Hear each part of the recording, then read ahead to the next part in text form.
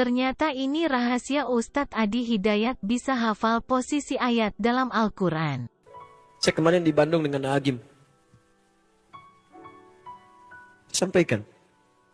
Saya punya seorang ayah. Luar biasa perhatian.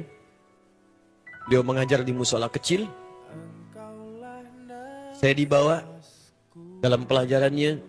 Beliau mengajar. Saya tidur. Sekarang kami gantian. Saya mengajar. Beliau istirahat. Tak pernah saya ganggu lagi.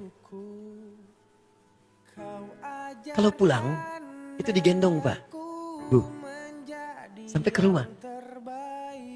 Dan pernah saya pura-pura tidur untuk tahu apa yang ayah saya lakukan pada saya ketika saya pura-pura tidur.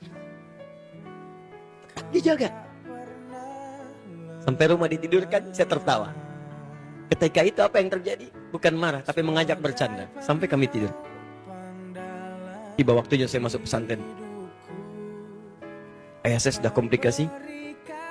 Sakit berat luar biasa.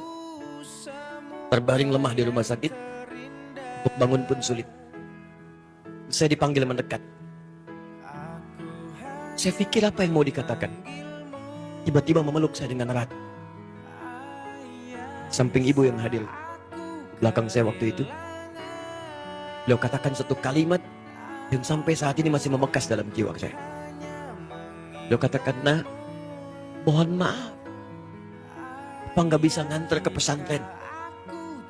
Saya minta maaf. Lalu tiba-tiba dokter datang mengatakan, "Ya mungkin seminggu atau 2 minggu, Bu. Saya nggak paham apa yang dibicarakan. Masih kecil. Mungkin analisis kedokteran dan sebagainya." Singkatnya saya ke pesantren, saya ke Garut. Tiba-tiba sepekan mau masuk 2 pekan, ada pengumuman saya diminta keluar dari kelas. Saya masih ingat subuh saat itu, masih pakai seragam putih hitam. Keluar, kakak saya sudah menunggu. Pembina saya mengatakan, "Adi mesti pulang." "Baik," saya bilang. Saya tanya kakak saya, "Bagaimana ayah?" Beliau nggak jawab. Sampai di Bandung, paman saya mengatakan, beliau di MUI sekarang di Jawa Barat. Tanpa saya tanya, mungkin gak akan terkejar. Ayah mungkin sudah dimakamkan. Saya baru tahu ayah saya meninggal saat itu. Sampai ke rumah ternyata sudah maghrib, lewat menjelang Isya. Saya pulang, saya dapat ibu saya di ruang tengah sedang duduk. Dan saya menahan sedikit untuk tidak mengeluarkan air mata. Demi membahagiakan ibu saya. Saya peluk ibu saya temani tidur. Dan itulah terakhir saya melihat ayah saya di mimpi. Datang mengenakan kemeja biru, pendek, tersenyum.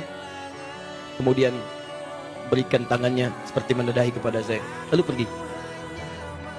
Besoknya bahkan baju-baju terbaiknya diberikan kepada sahabat-sahabatnya. Kitab-kitabnya juga demikian. Tapi saya masuk kamarnya, saya melihat ternyata beliau sudah menyiapkan kitab-kitab yang justru itu dipelajari oleh saya di pesantren. Tapi ada satu yang menarik perhatian saya.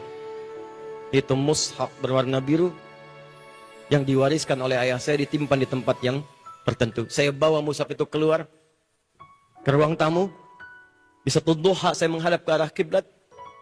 Setelah saya buka, kemudian saya katakan, "Ya Allah, saya sudah tidak mampu lagi membahagiakan ayah saya saat di dunia ini. Maka mohon berikan saya, ya Allah, taufik, bimbingan, kemampuan untuk menghafalkan Quran ini dan mengamalkannya. Dan jadikan setiap huruf yang saya hafalkan melahirkan pahala untuk ayah dan ibu saya." Air mata saya keluar pada saat itu. Lalu saya mulai kemudian membaca tanpa terasa. Setiap yang dibaca masuk ke kepala, masuk. Saya tak bisa melupakan dengan ayatnya, dengan nomornya, dengan posisinya. Masuk begitu saja, masuk.